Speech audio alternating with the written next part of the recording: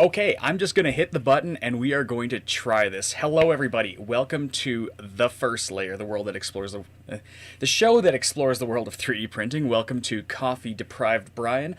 Please let me know in the chat if the audio is coming through okay, because everything has been a fly by the seat of my pants here today, trying to get this all nicely set up again today. Feeding it through OBS, all that good jazz, because normally Richard is the main man who handles the video behind the scene. Now, unfortunately, due to a little family emergency, he had to step away today, so you got me for the hour. Hopefully, I can provide, some answers for you guys, give you a little bit of help here. I'm always battling my own little issues, but I thought after last week, I didn't get a chance to show you the Gandalf print that I had printed in a decent enough quality, and I can't exactly promise you that this is a better setup, but it's getting there. So I'm just going to transition here to my other camera here, and yeah. So this is just kind of sitting in my light box that I'm building right now, thus the rainbow colors that you're seeing here. And I actually have Gandalf here on a stepper motor setup that I'm setting up for photography here. So we're going to hopefully get some better B-roll in the future here. The reason I wanted to show you guys this up close and actually have the multi-colors so that certain things pop is this pattern that I've got on this model. Now I'm just looking in front of me because here it is. I printed a miniature version of Gandalf without the pattern here.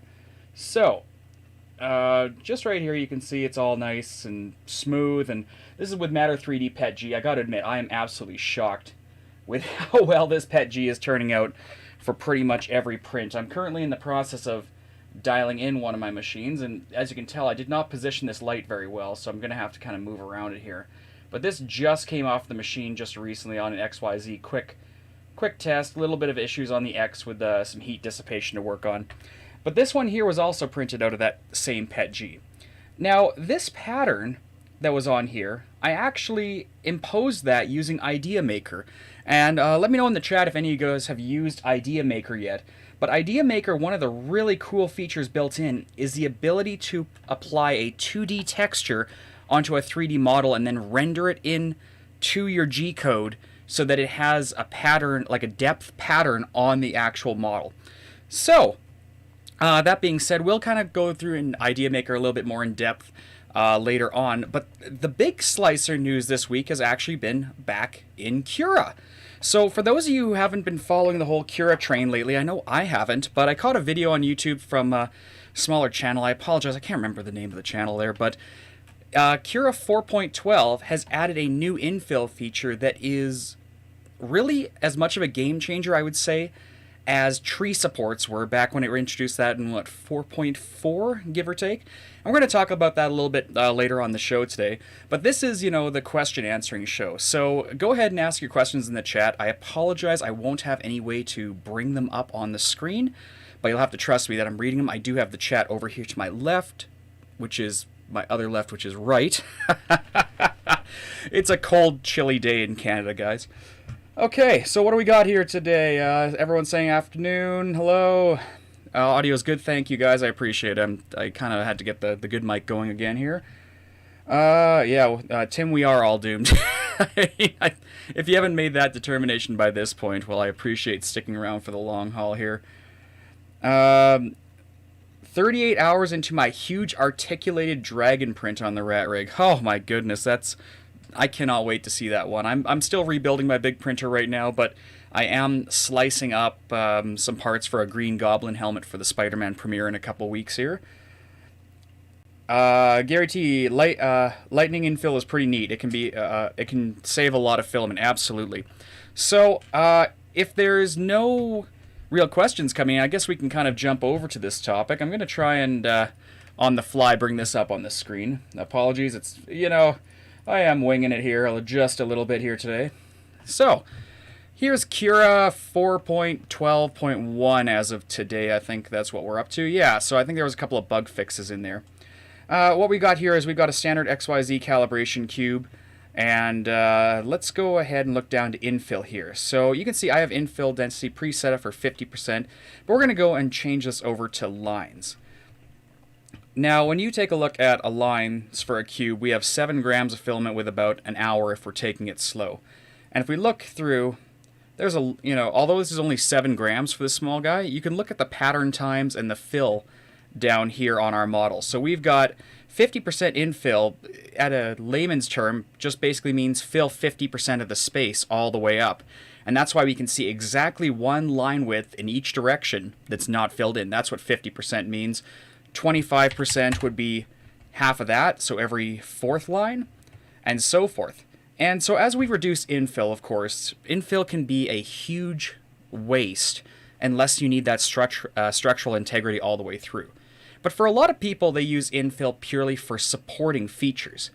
So, for example, if I go and bring this back up to our 50% we had previously, and we reslice it, you can see this density of 7 grams in 1 hour and 2 minutes. As you go through different infill types, we've got gyroid, which as we know is great for strength, but all of these infills have the same property, which is that we have that one line gap in there at 50%. And we're still at 7 grams of material, and this will probably take a little bit longer because of all the directional changes, but it's stronger. So if we go down to this new lightning feature, you're going to see our mass has dropped almost by 50% down to 4 grams. Now, there's lots of great videos describing the history behind this, but basically somebody put out a white paper a long time ago on the theory of infill.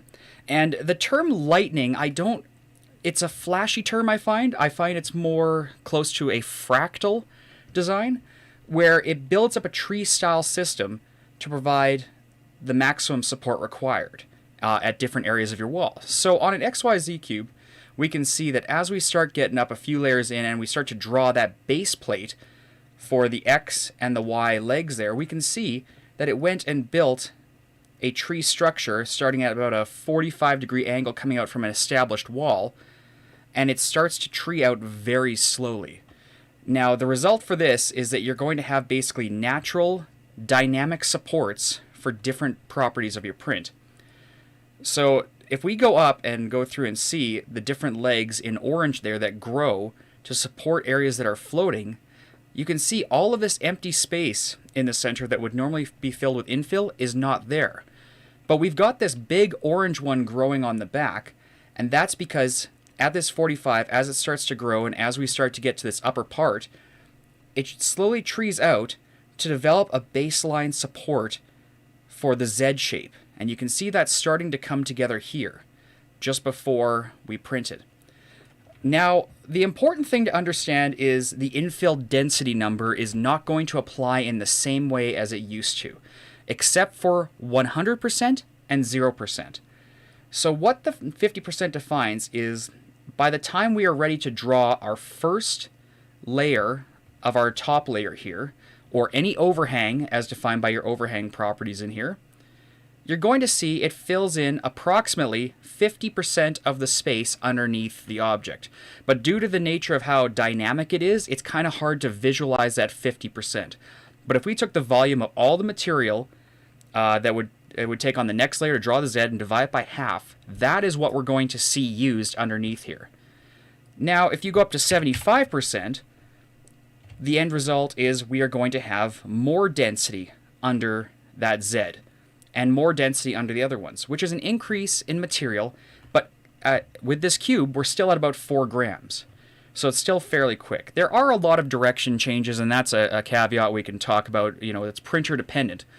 But if we start taking this up to 95%, you're going to start seeing a lot more fill around the areas of where the profile goes. And this is the only thing I've found that might catch people off guard, is if you say, I want to have it absolutely solid, the layer beforehand, 99% will get you pretty much there. But if you go 100, by default, the slicer is going to fill in 100% of the mass all the way down through the cube. So if you really want that maximum support, set it to 99. And that's going to get you right on that line of maximum support. And we can see it only used 4 grams of filament. Still, compared to, let's say, if we did 10%. And you can see, this computer, I admit, is a fairly fast computer. But compared to things like tree supports, this slicing is incredibly fast for making this determination. And hopefully this algorithm can be kind of utilized and look to see if there's a way to speed up tree supports in a similar fashion. So why wouldn't you use this feature? Well, For one reason, it's really dynamic and used purely for supporting top layers and overhangs internally. If you're looking for structural rigidity, and I don't believe, let's see if I have that small Gandalf handy here. This one here was printed with that, and you know, it's fully infill, like there's no holes in the print or anything, but I can still squeeze this model because outside of the outside perimeters, there's basically nothing in there, so it's extremely lightweight. Rigidity-wise, it will be impacted versus using a standard infill, but the material savings, especially if you set it up to about 95% infill on that, will be immense. You'll get great internal structure, and you can always then go back to doing the proper thing, which is increase your outer walls. So that's kind of my ramble here, just a little quick here, you know, for a nice Sunday afternoon. I'm just going to catch up on the chat here, guys, so apologies for my back and forth here. Gary T, Brian, what 4K camera were you testing a couple weeks ago? Actually, we're on that camera. All right, let me pull this up in a web browser because I was not prepared to answer that question today. This camera I bought on AliExpress here, and a bunch of companies sell these kind of security cameras. They use this I believe it's Type C mount that's used for different security camera lens mounts. So what you're seeing here is a more high-end security lens. Let me just look up in my order history here. This camera, I won't lie, it wasn't cheap. I paid $149 Canadian for this one. Let's bring this on over for you guys. So, of course, you know, New Year's sales coming and all that stuff. I believe I bought the 5 to 50 mil lens there. Make sure you buy it with a lens. It's not worth the cost savings for 12 bucks. But this one here is the 4K Sony Elp. It has a very unique cable. It is USB 3. It's motion JPEG, but it's getting me 4K at 30 frames per second. And this UVC discussion is a universal video codec, so it can work with Android. It can work with pretty much anything. So I've got actually two 4K cameras here. The Gandalf that you're looking at on the side earlier is on that 4K camera, but the problem is I have no focus and zoom set. I have zoom, but I don't have focus controls. So what I've had to do is zoom the 4K and bin it basically to a 1080p and zoom in on that. But this camera here, I won't lie, I don't have a referral link or anything set up, guys, and they're not sponsoring this by any means. The key was this IMX317 sensor. Sony sensors are the best quality video sensor I've found you can buy on the consumer market. And there are a couple different Sony ones. There's this sensor, and then there's another sensor that they sell that's extremely low light. And I know there's a lot of confusion about these cameras. A lot of people, I've seen reviews are like, oh, I'm only getting 5 frames per second.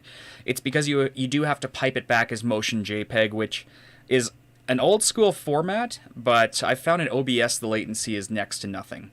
This little guy, for 150 Canadian, the nice thing is everything is manual. So as long as I'm not moving around the room right now, I'm going to remain in focus on this camera. And you can do some real nice zooming and cropping, and it's even got a little bit of aperture control if you are oversaturated on the light. But what's blown me away is the colors right out of the box. And the other thing, too, is these lenses are so incredibly common that you can swap it out for different lenses. So, you know, when budget allots, I'd like to get another one of these and buy a more macro lens and actually have some close-ups with some nice depth of field. You know, I do have some nice cameras. I won't lie. I've got, so basically this camera here that you're seeing is the IMX317 sensor. The Gandalf, I'm just gonna look. I did buy it on Amazon Canada in a little bit of a rush of a scenario there when I was on the go in Ontario. It's called the Nexago something or other here. Let's see if we can find it here. I believe it's similar. Oh yeah, it is this one. Here we go. This is the Nexago. I got this one, I think, for 150 bucks as well at the time. I'd have to look back at the order details. Now this one is only USB 2. So I don't know how you can get a solid 4K out of it as smooth as they talk about, but it comes with a remote. That is a pretty cool feature. You can go and turn on and off the backlight compensation, the zoom plus or minus, the brightness and all that, and the 50, 60 hertz filters. It has a built-in microphone, it has a built-in lens cover and all that. It worked pretty well. I never actually looked at what sensor was in it, because at the time I wasn't even shopping with any detail in mind, if you will. So, you know, these cameras are getting better. If you guys have been with us for a long time, I tend to go to the Logitech C920, which I find is a fairly decent webcam, and it used to be like $60, so it wasn't too bad. I know Elgato has got stream cams and everything now. I've been to Costco and seen a few of them, but nobody seems to be improving the camera quality for colors and stuff.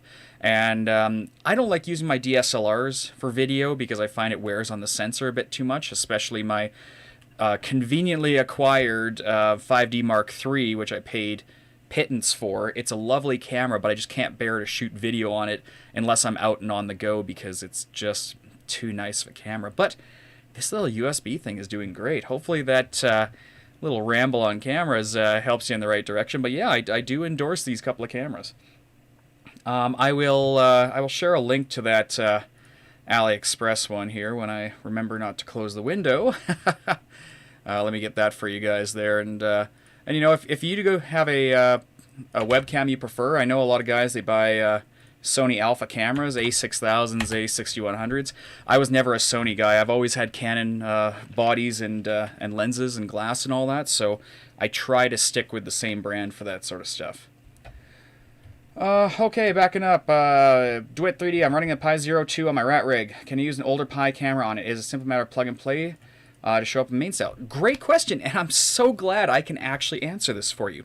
Yes, all cameras from or for Raspberry Pis are, as far as I've seen, backwards compatible to the Pi, the first version of the Pi that came out. And I don't have it in front of me here, but I do have several of them. The camera protocol, the connector is called CSI, Camera Serial Interface. So as long as the firmware knows what kind of cameras are on that bus, then it will work with any Raspberry Pi. Great thing about this is the new versions of the Pi cameras, at least the last version I saw, the Pi camera V2 or whatever, and then NOIR, which is with an IR filter removed, the new versions are 8 megapixel, but the old one was 5. Now, if you go onto Amazon, everybody's selling, you know, knockoff cameras that are the exact same sensor as the Pi Camera 1, and they seem really cheap. As long as you understand you're getting a 5 megapixel camera, you can use any of them with any Raspberry Pi. And I've actually got a Pi Zero floating, I think I put it away there, but the Pi Zero camera I have set up, I'm actually setting it up for a nozzle camera. Literally an entire Pi Zero just for a camera interface. So I feel a little bit dirty about it, but yeah, they should all be compatible there. J-Rob, when my CR-10S machines start a print, it seems the strippers are struggling to start and they require a push or else they make a buzzing, failing sound. Both machines have the same firmware. So when you say the strippers are struggling, do you mean the filament extruder is requires a push or they make a failing sound? So one thing I've been noticing as I've been reconfiguring slicers from the ground up with my new nozzles is that the retraction settings, even though you set those, a lot of these profiles come with a pre-configured default retraction setting at the end of a print. And honestly, I find, especially if you're doing the purge line at the end, you don't need to have a huge retraction, maybe 0.5 millimeters. So how do we do that? Let's go back to trusty Cura here, since Cura is the toy of the week, if you will. We'll go up to Settings, Printer, and we'll do Manage Printers. And if we bring this window back over here, under Machine Settings, we've got the Start and End G-Code. So you can see I've stripped out a little bit from the default CR-10S. I didn't want it to set the acceleration and the jerk and all that. So we have the Reset Feed Rate, Reset Flow Rate, G28. This is because I have Clipper. I'm doing a mesh that I load through there. It does the Reset Extruder, Move Axis, print that, all that stuff. resets the extruder, and then moves the axis up. That's your standard G-code for a start line. But at the end, if you look at the end G-code, you've got relative positioning, and you can see, actually, as of today, I kid you not, I noticed this retract a bit was set to retract E-2, and then it retracted again another E-2 as it retracted and raised the Z.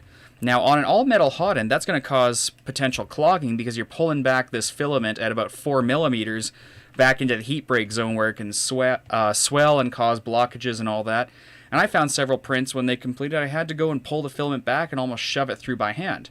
So take a look at your end code and see how far you want to pull it back. I mean, at the end of the day, if you didn't even have this retract a bit and all that, if you remove the E form of this, all that's going to happen is you're going to have a bit of ooze out of the end of your nozzle, I apologize. And at the end of the day, that's okay. Because you're going to have a purge line, you're going to have a skirt or something to flow it through. I find things like this cause more problems than they solve, but if you have a stock CR10, then maybe pulling it back 4 millimeters won't impact it as much. But again, this factor, it sounds like you have to go and readjust your filament after every print. So take a look into those settings, see how far it's pulling back, and let's see if we can reduce those. Yeah, as mentioned before, the retraction factors here, if we look into Cura's retraction, I believe on the, I can't even spell apparently today, but on retraction, on the Creality profiles by default, if we roll this back, it's actually down to 5 now. It used to be 6.5, which is fairly high and even for a Bowden setup, but it worked. But because I have an all-metal hot end, I have to change this to 0.5 or lower or it's going to clog. And at the end of the day, even if you don't have an all-metal hot end, all that reducing the retraction distance will do will just increase the potential for stringing. So there's always a little bit of adjustment per machine for that, and there is such a thing as too much retraction. Hopefully that gets you on the right track with that issue there. Just bouncing back, let's see here. Maximus, why can't G-code conversion built into the printer for simple prints?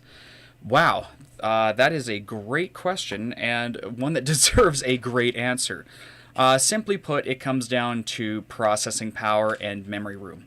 Marlin, when it first came out as the firmware of choice for printers, it was built based off limitations of an 8-bit processor, and so you had limited memory. You had limited features. You know, these chips don't even have Wi-Fi or Ethernet or anything. They're really meant for low-level powered applications, and they are relying on what I would call a real-time operating system. So everything is scheduled and scanned and happens on the same time intervals, pending different items such as interrupts and so forth, but each function operates the exact same number of cycles per clock cycle of your CPU.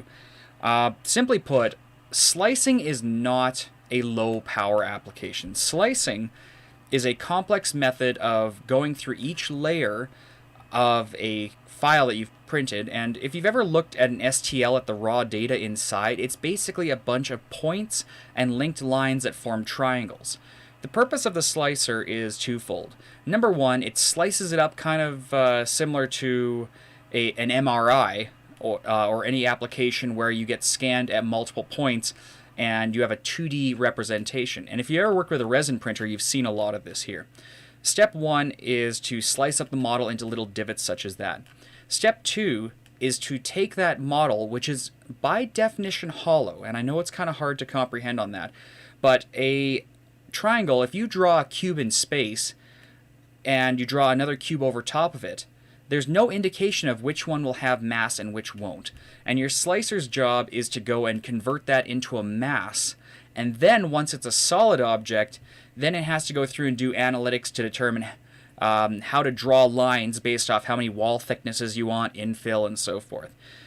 We've seen here, even with my computer, I've got I think this thing is 8-core, 16-thread, or some monstrosity of a processing thing, and it still takes a second or two to slice something as simple as a cube.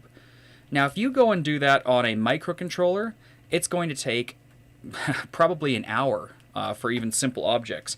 And for those of you who have played with Octoprint, who does have a built-in kind of micro Cura slicer that you can hand some settings to, you'll know that it's not nearly as fast as doing it on a computer. So really, we're not at that stage yet for technology. As these processors become more and more powerful on the microspace, and as we've seen with cell phones, I was going to do a video on it, but it did seem too cumbersome on how to run Cura on your Android cell phone. I did have it running. It worked, but it was such a nuisance. It seemed like the stupidest thing I ever thought of.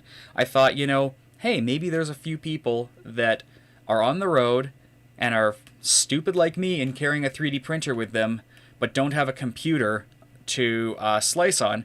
Can we go and just connect our cell phone into it and print off the phone? The answer is yes, and I highly don't recommend it, but it can be done. So it just comes down to processing limitations. I think before you're going to see any kind of slicer that runs, on a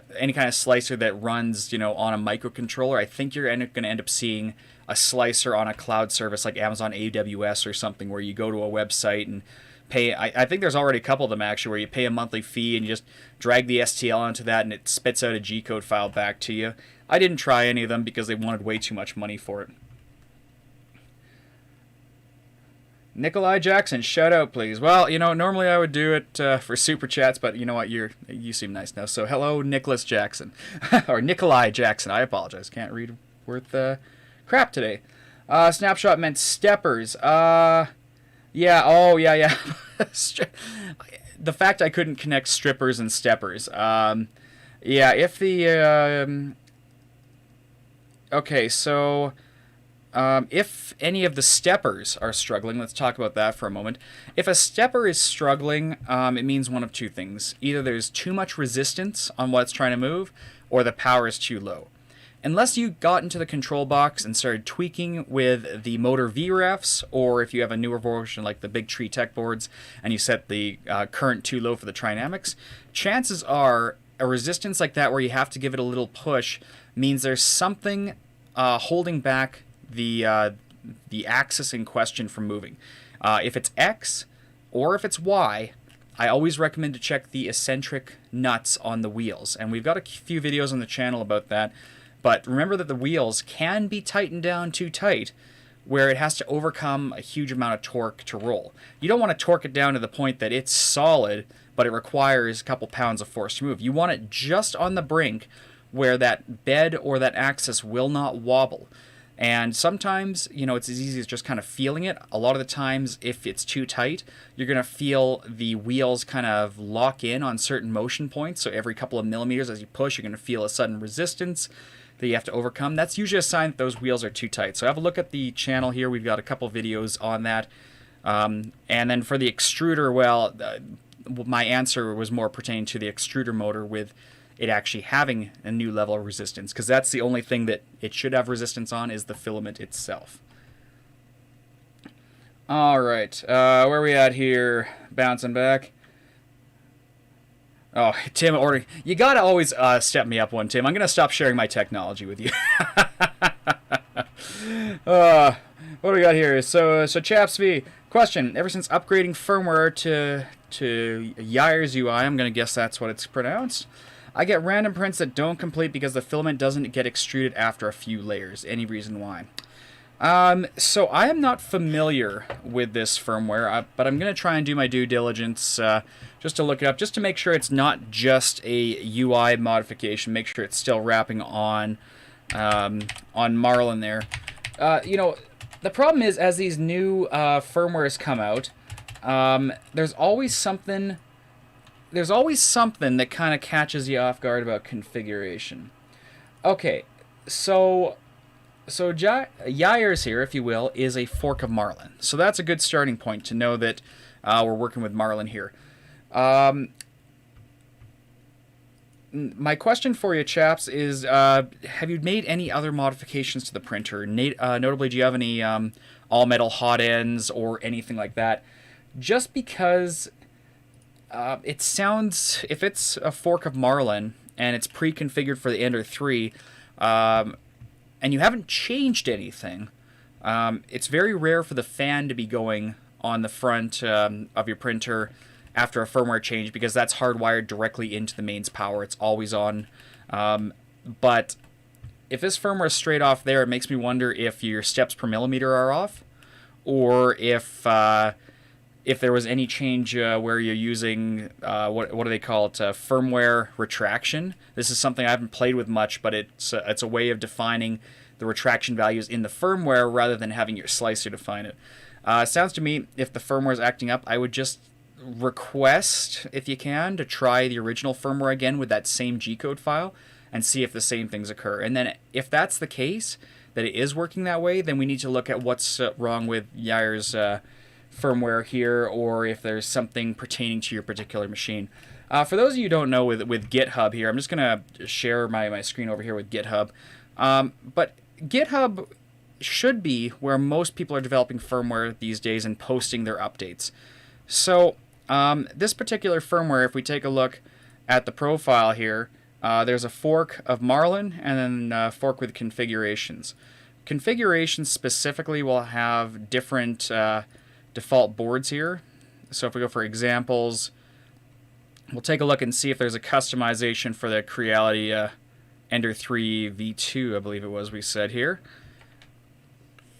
And we can see here, board thermistor 5 months ago.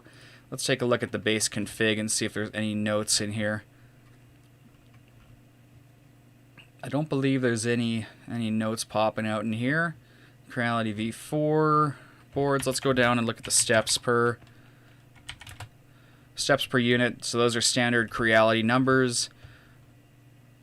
It looks like a standard Marlin setup to me. I'm not, again, entirely sure what if there's any change to base configurations here, or if this firmware is purely for purely modifications to support the UI element of Yair's UI. So I apologize. I'm not familiar with this one here.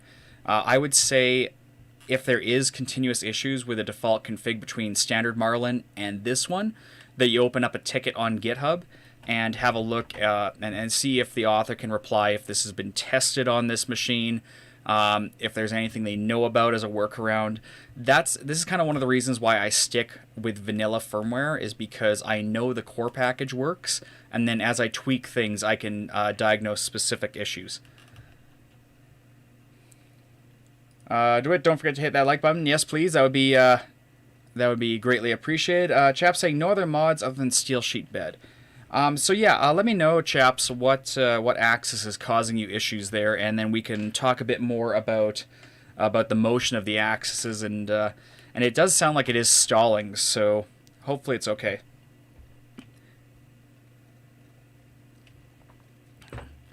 So yeah, I don't see too many questions popping in from you guys today. I hope that actually means your printers are working okay.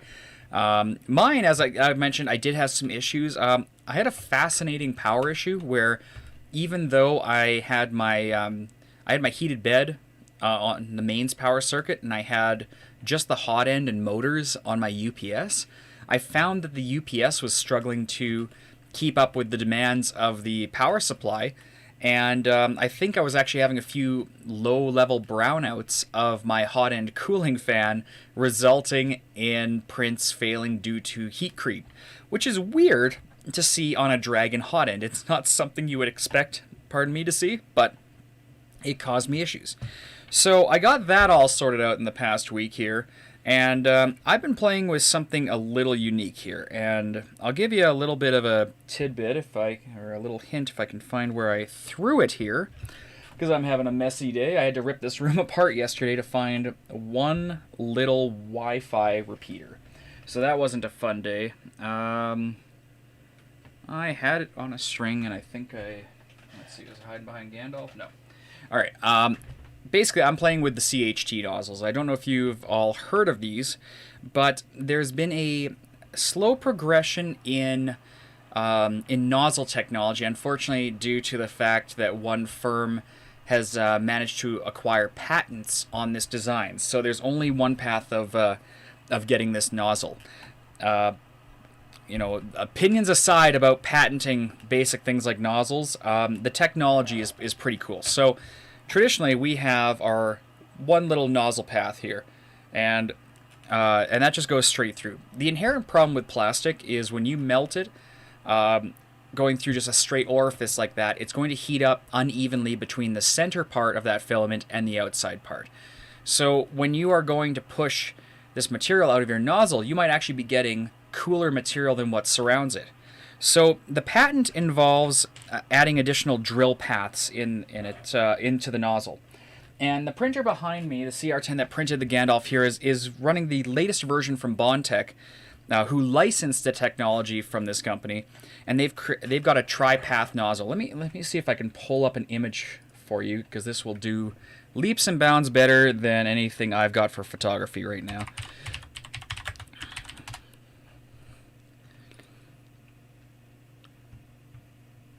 Okay, so this was as of just as of the last few months here.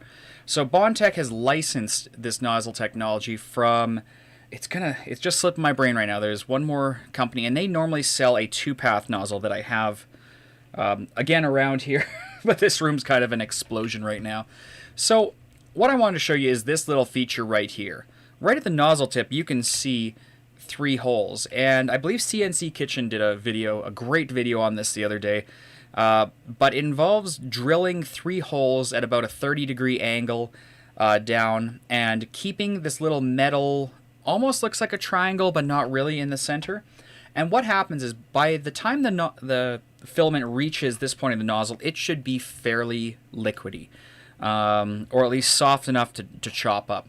And what this does is it splits right at the central core portion of your nozzle, or of your filament, where it's supposed to be the coolest. It spreads it out 3 ways before coming back to a central point coming out of the end of the nozzle. So the result is it basically allows more even heating of the filament before it goes out the nozzle, and that will result in cleaner layer lines.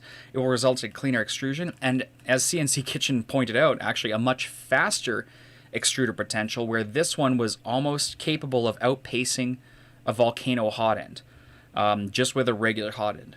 So I've really got kind of the best of both worlds. I've got this nozzle behind me on a Dragon hot end right now, which already has an increased heating capacity, so I can actually get flowing pretty quick and pretty consistently with this nozzle. Now, these aren't the cheapest nozzles in the world by any chance. They are around, I think I paid $25 Canadian for mine because I was impulse wanting it there. You can see here Bondtech's working on setting up a copper version, but you know, for the stainless steel version, oh, here you go, yeah, $20 US. These nozzles, I won't lie to you, so far they've been absolutely stellar. And I did use the 2-path one from the original company that owns the patent for this here. What I had found was it worked great, except I screwed up, and I think I ended up getting one for a Creality printer rather than for an M6 standard E3D hot end. So it is actually a little bit shorter and was causing some issues. I've only been able to see that now with all 3 of them side by side as of this week. But that being said, this nozzle at this price point of $20 US, if you are a person that are looking for slightly higher flow or more consistent extrusion, this is going to be the no-brainer nozzle swap in the future here. I haven't tested wearability of it with like glow-in-the-dark or abrasive filaments. So for now, I'm going to say keep this to your standard filaments, your ABS, your PETG, your PLA, HIPS, whatever. This is truly a game changer and might be the easiest modification to a machine to get a higher and more consistent flow rate. So stay tuned for my video where I talk a bit more about that. It's just a matter of getting the filming set up and trying to do some more flow checks. But since there's more peer reviews on this, I can definitely tell you right now, especially with ordering backlogs, see if you can get your hands on one. I think you're going to be pleasantly surprised at the capability. 3D Solex, thank you, Gary T. Yes, the company slipped my mind. So 3D Solex is the company that owns the patent. And Bondtech has licensed that in an official capacity to produce the Bondtech version. Anything else is likely going to be a clone, but The Bondtech one is a true license, just so you know. Rover's saying, I saw a YouTube video where the user drilled a hole and screwed out. Yeah. So that is, I believe, CNC Kitchen's video. And the concept is there. This is he did if you watch that full video, he verified with the company that he wouldn't get in trouble by violating their copyright by doing a personal test, which is the ethical way of doing things. Unfortunately, the way the patent was written, it's really going to limit people from taking their own spin on it unless it's for personal use. But the whole purpose of that video was to show that the issue, again, with a straight-through feed system is that the filament does not heat evenly. And we're gonna try and get Amin from Matter 3D on sometime to talk more about the technology behind extruding filament. But one of the main features of any filament manufacturing process is a screw shaft, basically. And what it does is as the material melts, it slowly presses it more and more against the outside in a thinner capacity, so that when it comes out of the final extrusion, it's always guaranteed to be the same temperature, same consistency, and so forth. If you don't have a screw feed set up properly, or you just try to, frankly, half-ass it, you might be able to move filament at an extremely slow rate, but as you speed it up, you're going to start having backups. And if you've ever seen your hot end clog, or you're outpacing its extrusion capacity, you'll see that the filament kind of comes out in bursts. It backs up, and then shoots out. That is because of inconsistent melting. And so it is always a fine balance. And, you know, a lot of companies are trying to find different ways to basically preheat and pre-melt filament so it's already up to the ideal temperature as you're moving it. But especially as you get into higher speeds and you're moving filament out of the block at an inconsistent rate, it's always going to be melted at a different level unless you're printing really slow and it's getting up to that 260-degree block temp or whatever it is. This helps mitigate that. It doesn't solve it, but it does an amazing job. And I have done things like cold pulls and everything. It works perfectly fine. If the machining is done right, then the filament's always going to cold pull nicely out of that block. So yeah, Bondtech CHT nozzles, add it to your Christmas list. I think this one's a no-brainer, and being cheaper than Nozzle X from E3D, I can say the performance actually is in the favor of Bondtech on this one. What do we got here? Yeah, the copper helps heat up the filament. Yeah, copper, I haven't talked much about metallurgy because I am far from an expert. But copper naturally has a huge conduction factor, both on electrical and on heat. And when you run when you're running electrical, that's why copper is used, is because it's very conductive of all different kinds of properties. So copper in its nature is amazing for heat conductivity.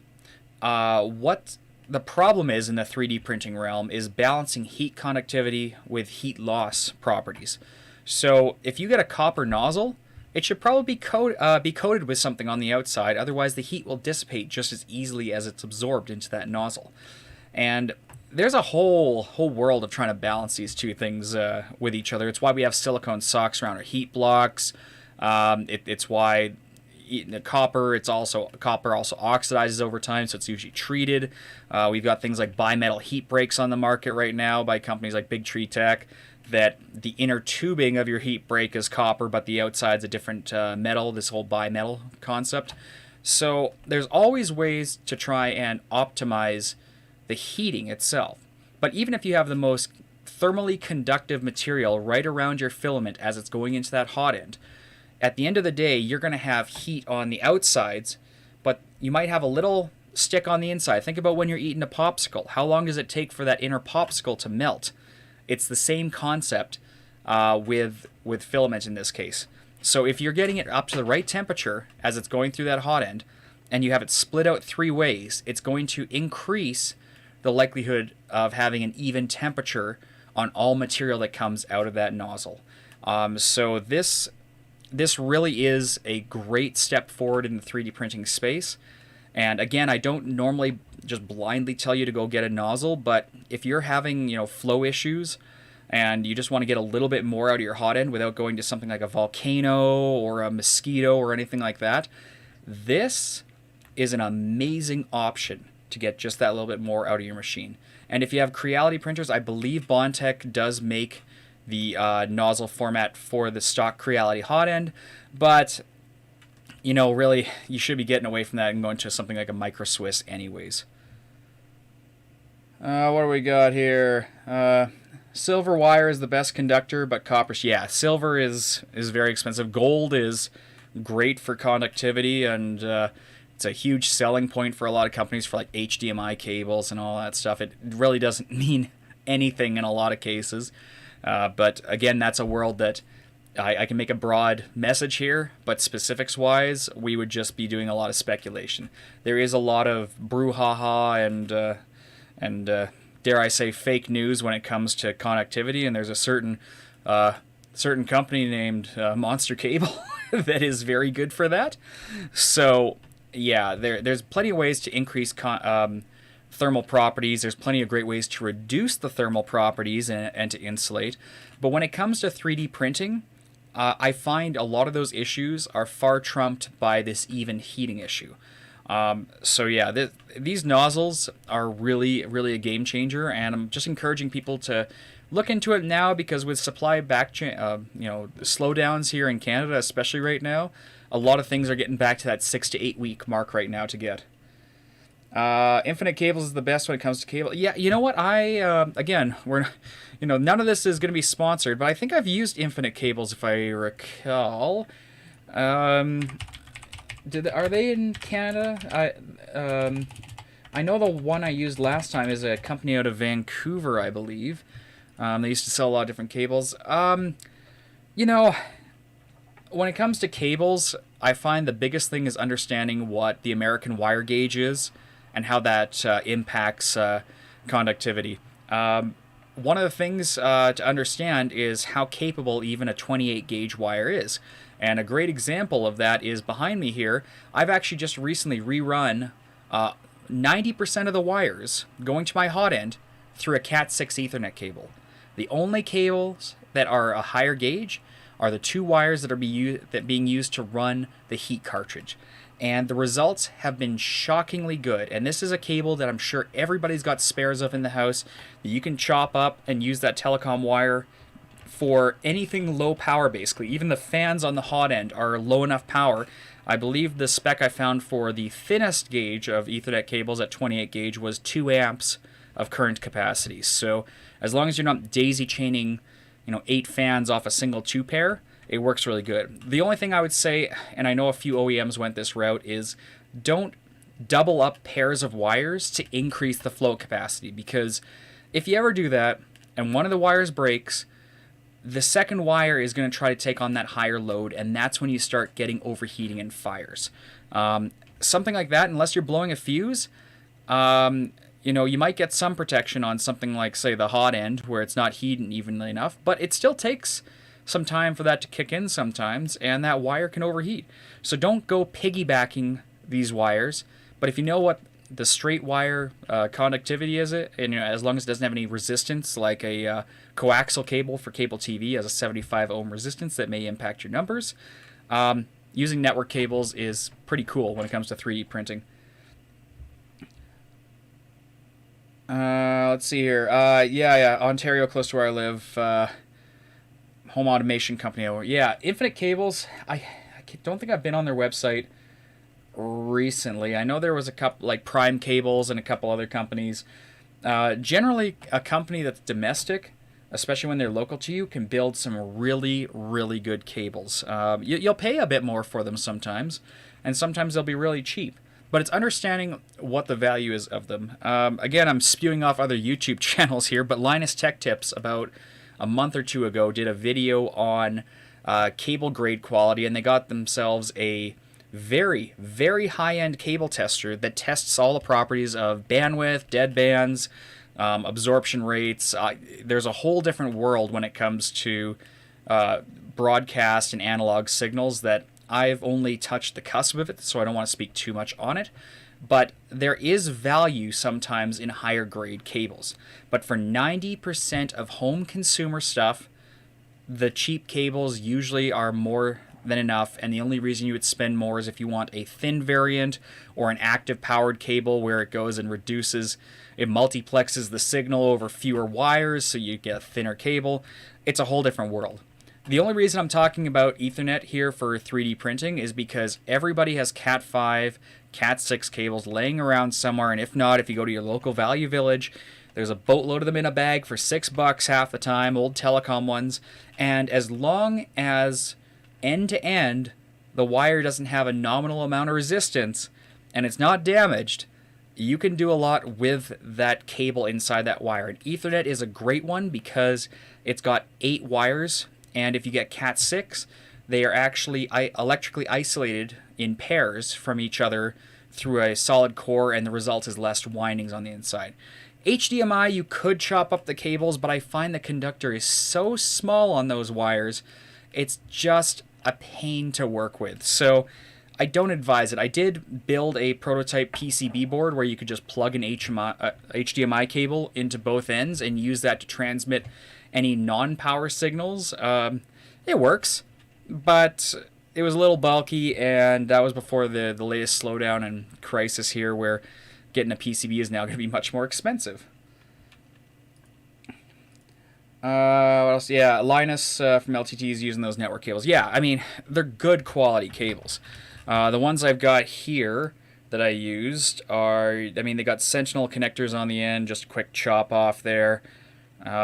They work. I mean, there is value in buying a slightly better quality cable, especially when it comes to network cables. But I found the biggest issue with that was the biggest change was when they went Cat 5 to Cat 6. Between Cat 6, 7, 8, it's all just regulatory, I've found.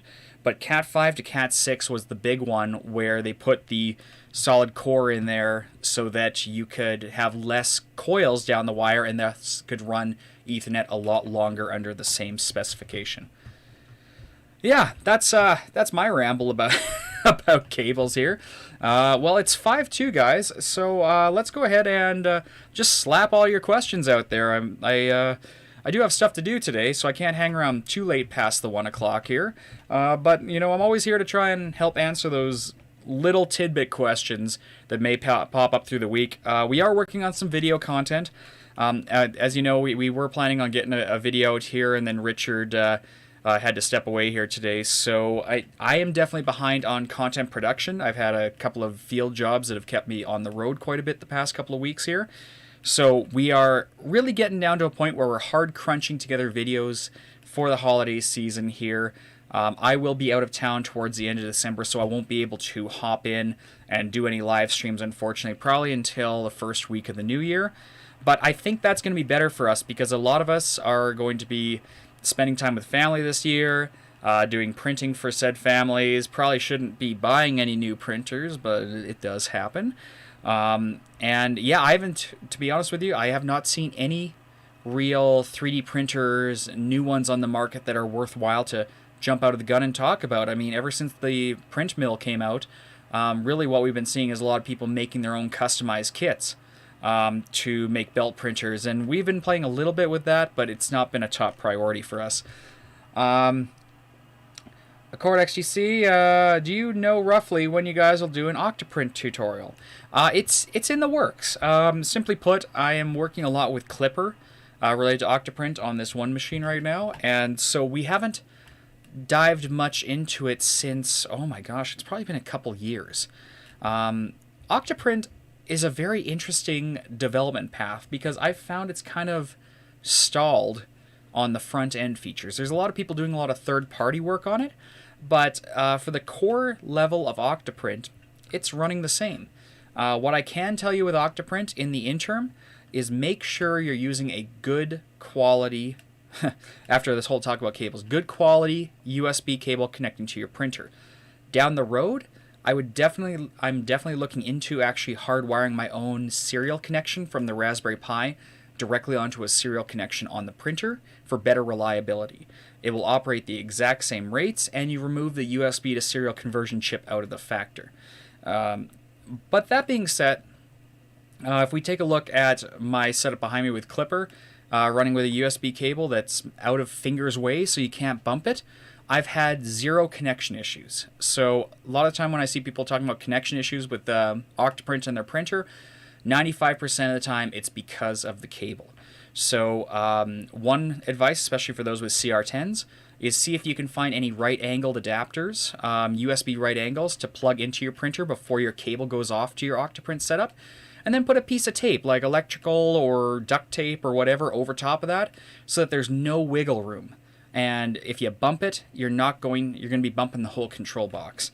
Because Octoprint introduces another point of failure in connection. It streams the data to the printer, and the printer is not managing the print job. So if it stops receiving commands, it just pauses where it is. Temperature, it maintains its own temperature because of its own firmware, but it just hangs there and waits.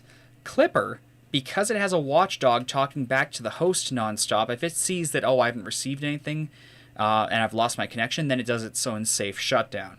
But a lot of versions of Marlin will not do that. So just as a heads up for that. But Octoprint, great time to look into it, great time to try it.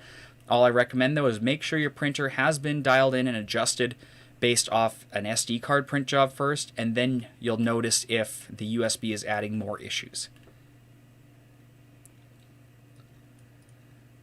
The Apprentice 2021. Today is my last day for any live streams for next month as I'm moving and won't be on until the end of January. Well, good luck with the move. I really do hope that's a smooth move for you, because moving, I find I don't like it. I find it's a pain in the butt. So hopefully it's an easy move for you. Hopefully the roads are safe. I know they're pretty deadly out here in Alberta, but take it slow, and we'll look forward to seeing you at the end of the month. Cortex C wanted to set it up and integrate into Home Assistant. You know, that's pretty cool. I didn't even know it had a Home Assistant integration. I'll add it to the list of stupid things for me to do over the next month. Yeah. Well, you know, we're right on 1 o'clock here, guys, and I appreciate you all jumping in today and keeping myself company here. We'll definitely have a lot more fun stuff coming down the road here as I get this printer nice and polished in, get some new photography set up. I'm working on an Ender 5 behind me here that I acquired for next to nothing, so that one needs some love. Good luck. All I can say is good luck trying to find an Ender 5 backplate for the XY axis. Kind of a hard thing to find, I found. But regardless, you know, we're here. We're always on the Facebook group, so please go and join us at facebook.com/groups/thefirstlayer. Post your prints, because I do love to see them, especially when I'm having a bad printer week. Hopefully you guys feel the same. I'll be posting some nice high-res images of Gandalf here, and hopefully I can get my miniature stepper board set up again so we can even have some nice rotation B-roll and all that. And I want to see what you guys are printing for the holidays for your family this year. Myself, I actually haven't got a print job started for the family. I've got, you know, family on both ends of the country now, so with the shipping, we're just probably going to maybe send out gifts in the spring when shipping's a little bit cheaper there. But regardless, I'd love to see what all you guys are printing for your holidays. Let us know in the comments below if you're watching this after the show there. Give us a thumbs up and a like. And, you know, if you dislike it, go ahead, though we can't see very much information about that anymore. Thank you, YouTube. But regardless, you know, the engagement from you helps us grow the channel, get more content for you guys, get more exposure, and YouTube, it's a very, you know, it's a very plead and beg system, what can we say? But anything, you know, those likes and is a free way to help us out, grow the channel, get new materials for future shows, because everything is basically out of pocket these days, and we're not seeing a lot of sponsored items either. So thank you everybody for joining me this week, and we will hopefully see you next weekend, which, what is that date? I'm losing track there. It's the 12th, I think, so just a bit before Spider-Man. Hopefully I'll be able to have that mask ready to show you guys. But until then, remember that the first layer is always your foundation to a great print, and we'll see you next time. Bye for now.